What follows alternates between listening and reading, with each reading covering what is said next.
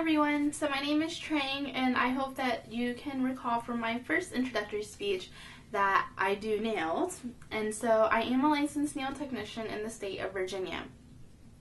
So today I'm going to inform men and women how to acquire getting a nail license and the importance of having one.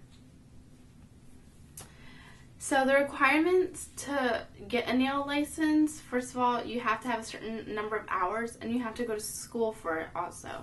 But for the requirements of a cosmetology license in the state of Virginia, which would be hair and nails, and sometimes waxing, depending on what state you are in, would be a minimum of 1,500 study hours. For barbering, it's 500 hours, and for nail technology, it's 150 hours minimum. And with these hours, you acquire them by going to school, such as trade schools for whichever field you want to go into. And with these schools, it's just like any other school, except there's a lot of hands-on work and you jump right into it. For the hands-on schools, the trade schools, there are lecture components also where you do get tested on the material.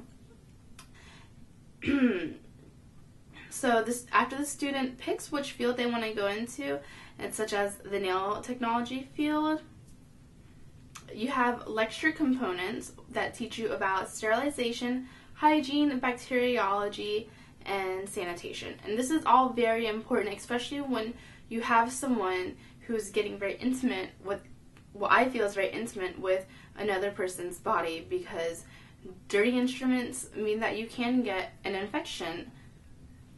And in these classes, they also teach you how to properly clip someone's nails.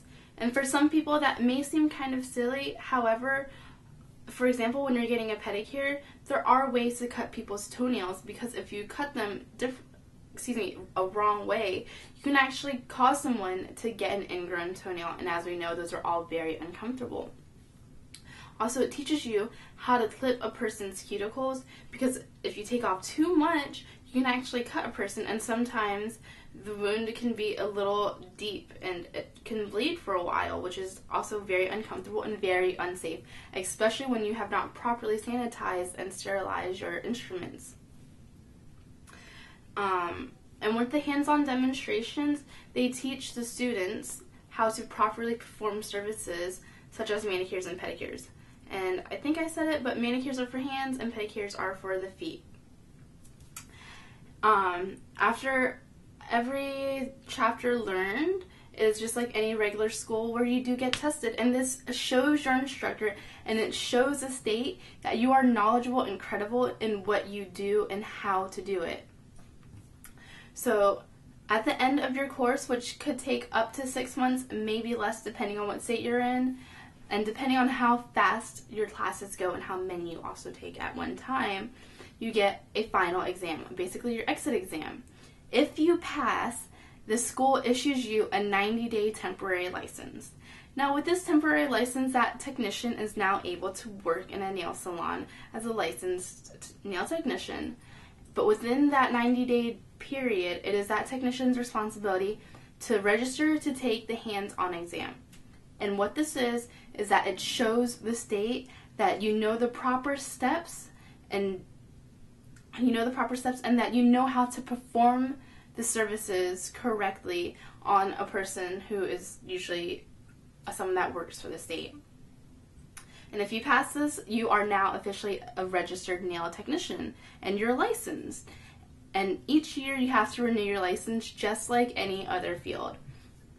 And this is important because unfortunately nowadays nail salons aren't as clean as they should be, and people are getting bacterial infections such as getting fungus in the nails or getting MRSA from the germs that are spreading from instruments going from one client to another without being sterilized properly. And how you know your technician is licensed is very important. When you first walk into a salon, you want to be able to see every nail technician's license. And this is important because many salons actually don't require technicians to be licensed. And of course you want someone who's knowledgeable and credible in what they do, because you don't want to get infections. That's the last thing that anybody wants. And this is important because health is your health is very important when getting your nails in. People may not realize how important it is and how dangerous it can actually be, but if your nail technician is not licensed, many things can go awry. Like I said, I've seen it many times where people have gotten MRSA and they have gotten fungal infections in their nails. You want to be very sure and very safe. And so, ladies and gentlemen, when you go and get your nails done, make sure that when you walk into the salon, it looks pristine. Because chances are that when you walk into a salon that is clean, that means your technicians are very credible and they like to have sterilized materials. And you also want to ask your technicians, do you clean your materials? And sometimes you're also able to get a new set of materials. And so, next time you go get pampered at a salon, these are things to look out for and things to make sure that you see. Thank you very much.